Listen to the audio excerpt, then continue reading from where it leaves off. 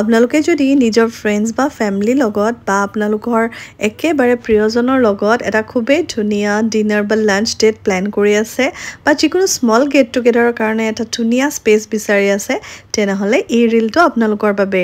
আৰু এই ৰিলটো সেভ কৰিব শেয়াৰ কৰিব নিজৰ ফ্ৰেণ্ডছ আৰু ফ্যামিলিৰ লগত যাতে আপোনালোকে এই লোকেশনটো বিচাৰি পাবলৈ সহজ হয় বলক তেনেহলে আপোনালোকক লৈ যাওঁ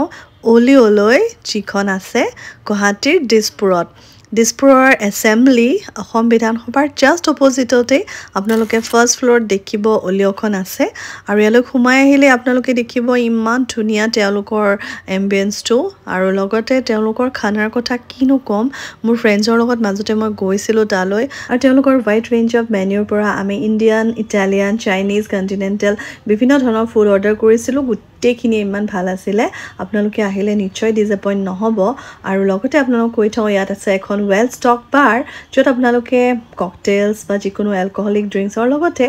ৰিফ্ৰেছিং কুলাৰ্ছ বা মকটেলছ এনজয় কৰিব পাৰিব তাৰোপৰি ইয়াত আছে 100 জন মানুহৰ কেপাসিটি থকা এটা পাৰ্টি হল গতিকে এফৰ্ডেবল ৰেটত এটা ধুনীয়া ডাইনিং এক্সপেৰিয়েন্স লবলৈ আজি আহক অলিঅলৈ ৰিলটো সেভ কৰিব শেয়াৰ কৰিব আজিলৈ আহিছো বাই বাই